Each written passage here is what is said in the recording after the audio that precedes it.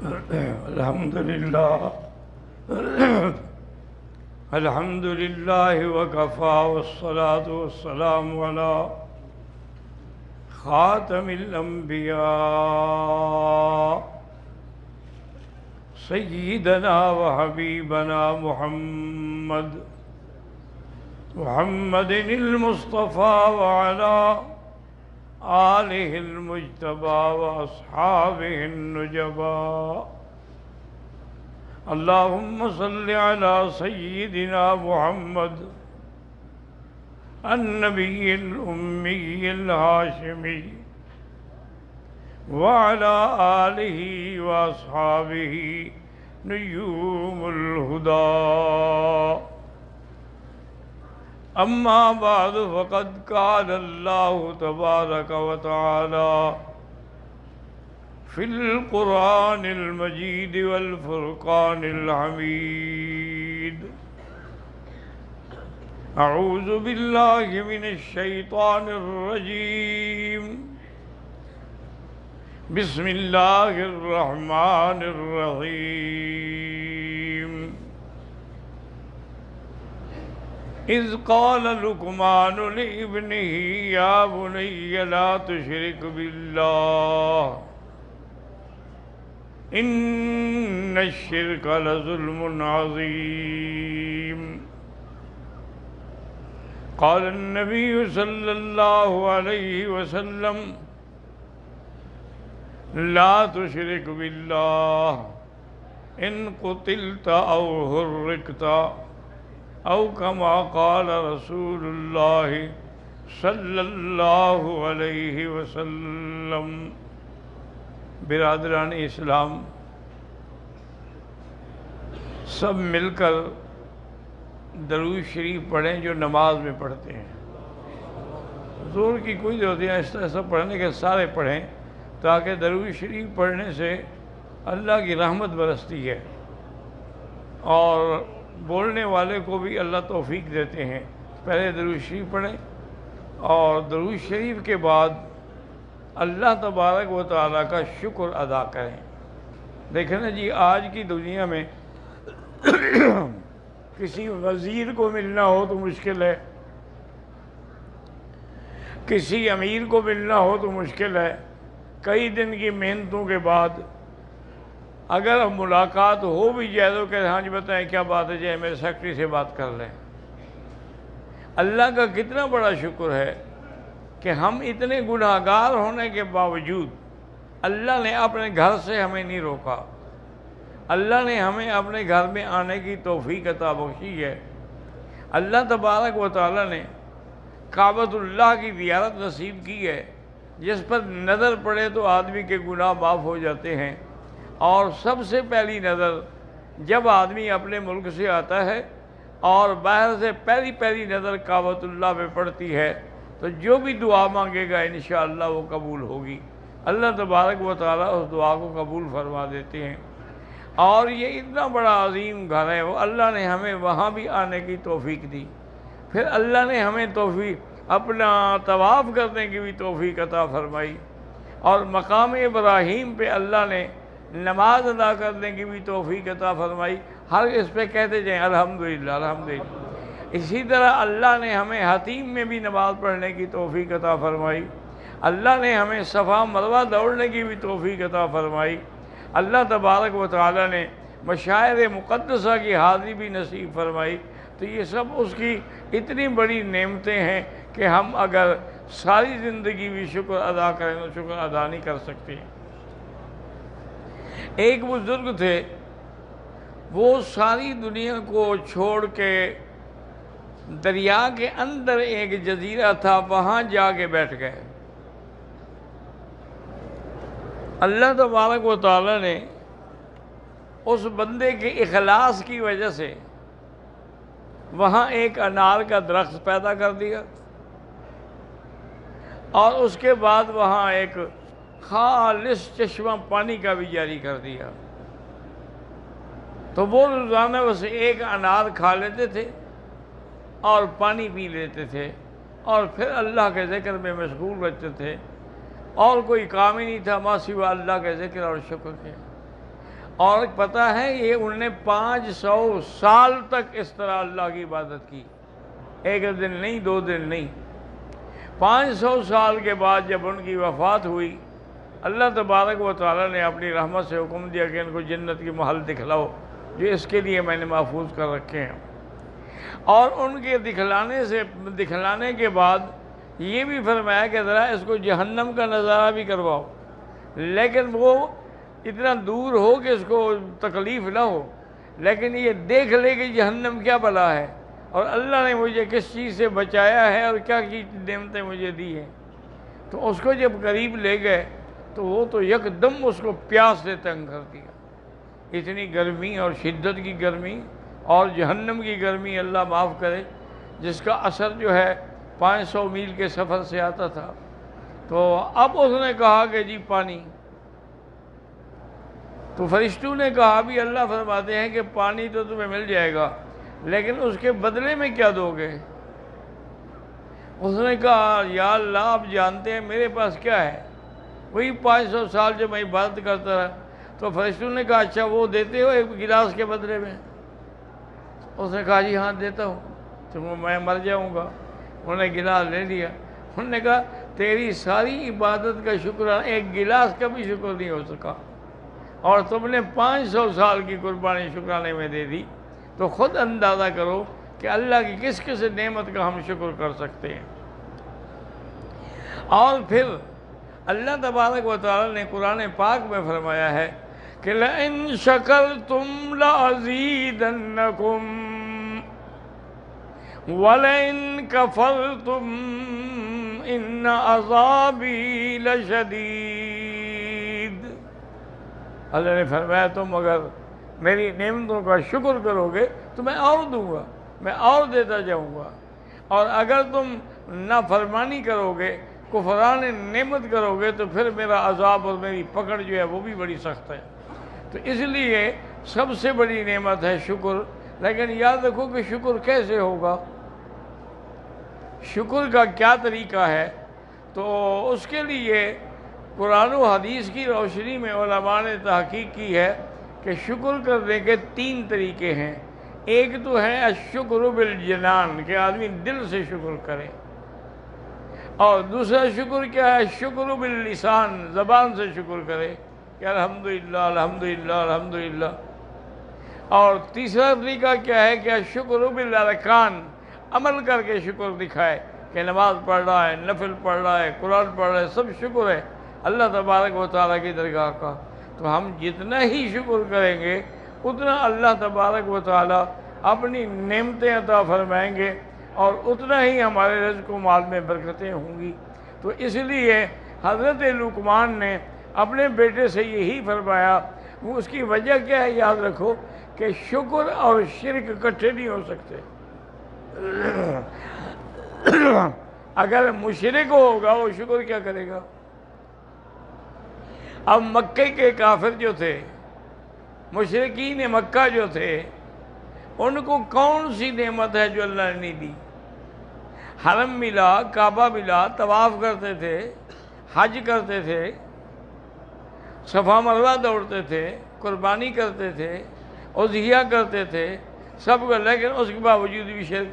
جب شرک کیا اولئک الذین حبطت اعمالہم، ان کے سارے عمل برباد ہو گئے اور ہمیشہ کے لیے جہنم۔ اس لیے آدمی چاہے کتنی عبادت کر لے، لیکن اگر ذرا سا بھی اس میں شرک آ جائے تو ساری عبادت جو ہے وہ برباد ہو جاتی ہے۔ اب آپ دیکھ رہے ہیں کہ کس والہانہ انداز سے لوگ طواف کر رہے ہیں، لیکن اسی طرح جو لوگ قبروں پہ طواف کرتے ہیں، مزاروں پہ طواف کرتے ہیں، غیر اللہ کے نام پہ قربانیاں دیتے ہیں، غیر اللہ کے نام پہ صدقہ کرتے ہیں، تو ان کی اس عبادت کا کوئی دھیلے کا بھی فائدہ نہیں ہوگا، کیونکہ جب شرک آ گیا ہر چیز برباد ہو گئی، کیونکہ سب سے بڑا گناہ جو ہے وہ شرک ہے۔ اسی لیے حضرت لقمان نے فرمایا تھا کہ ان الشرک لظلم عظیم، شرک جو ہے وہ بہت بڑا گناہ ہے۔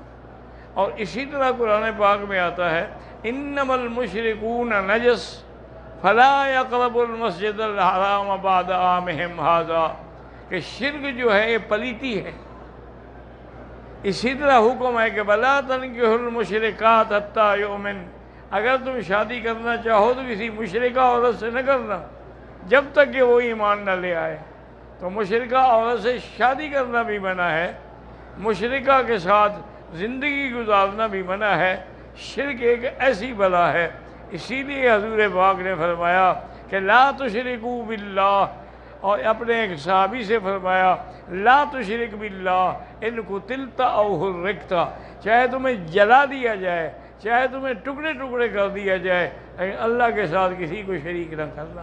یعنی شرک اتنی بھیڑی اور اتنی بری چیز ہے۔ اب آپ دیکھیں کہ والدین کے کتنے احسان ہیں۔ حکم ہے ہمیں کہ اللہ کی عبادت کے بعد والدین کی فرما برداری، لیکن والدین بھی اگر شرک کے لیے کہیں تو فلا تطعہما، کی بات نہیں ماننی ہے۔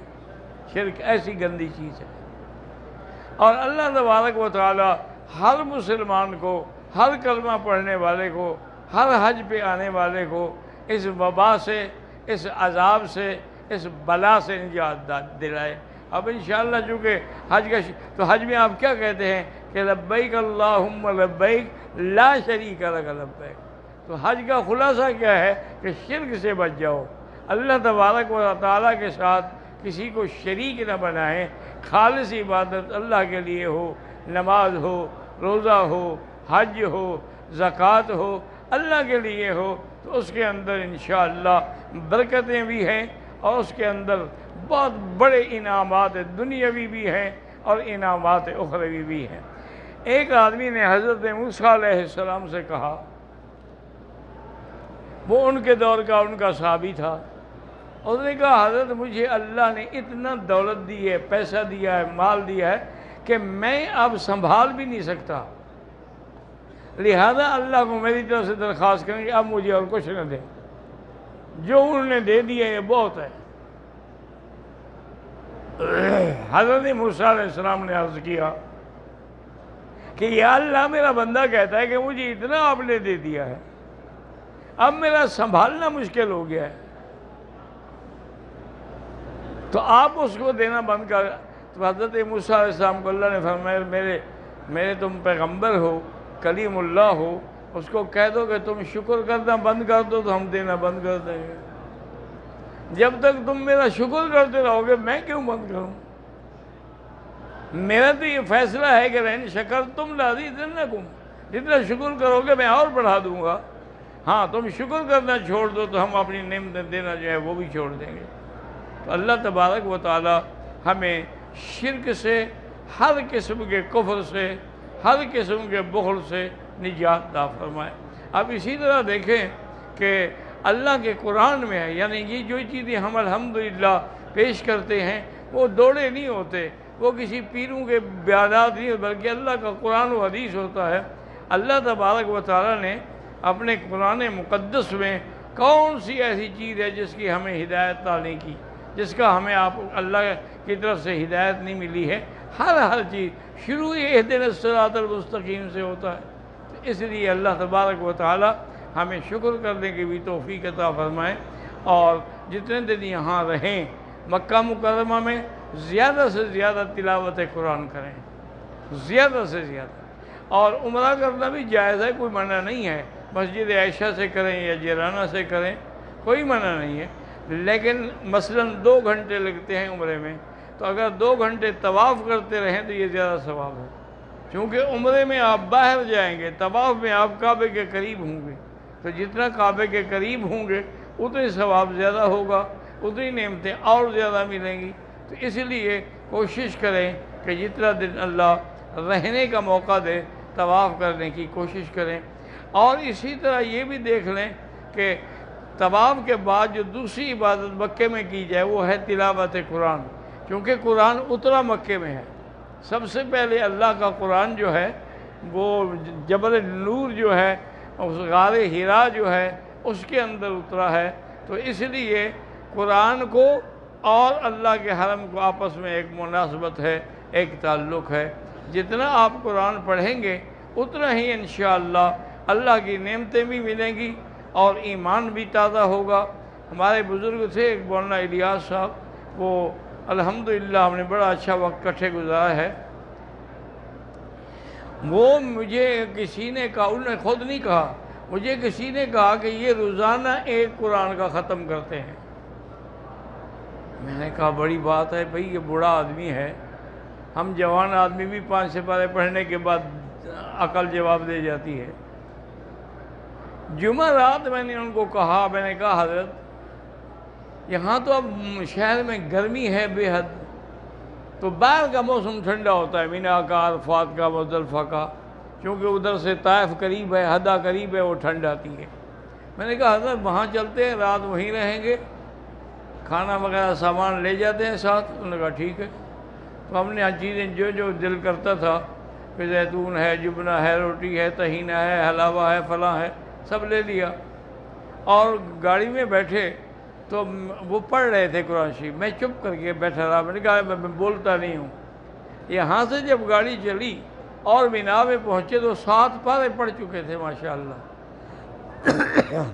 وہاں پھر ہم نے کھانا شانا کھایا، آرام کیا۔ میری جتنے دفعہ نیند کھلی میں نے دیکھو بیٹھے ہیں اور قرآن پڑھ رہے ہیں۔ میں نے کہا حضرت مہربانی کرو اب سو جاؤ کل۔ انہوں نے کہا فقیر صاحب یہ کوئی کبال کی بات ہے، مجھے جب تک قرآن ختم نہیں ہوگا نیند نہیں آئے گی، چاہے 10 دن گزر جائیں۔ قرآن ختم ہوگا پھر مجھے نیند آئے گی۔ تو فجر کی اذان کے وقت انہوں نے قرآن ختم کیا، پھر ہم نے نماز پڑھی، پھر واپس آئے، ان کو ان کے مقام پہ چھوڑا، میں اپنے گھر پہ چلا گیا۔ انہوں نے کہا بس اب میں سو جاؤں گا اور ظہر کی نماز کے لیے اٹھوں گا۔ تو یہ نصیب کی بات ہوتی ہے کہ پورا قرآن۔ ہمارے مدرسے میں مدرس تھے قاری یاسین صاحب، اللہ ان کی قبر پہ کروڑوں رحمتیں فرمائے۔ تو کئی دفعہ ایسا ہوا کہ رمضان المبارک کے مہینے میں تو ہم ان سے کہتے قاری صاحب آپ ایک رات میں قرآن ختم کریں؟ ان کا بالکل کر لوں گا۔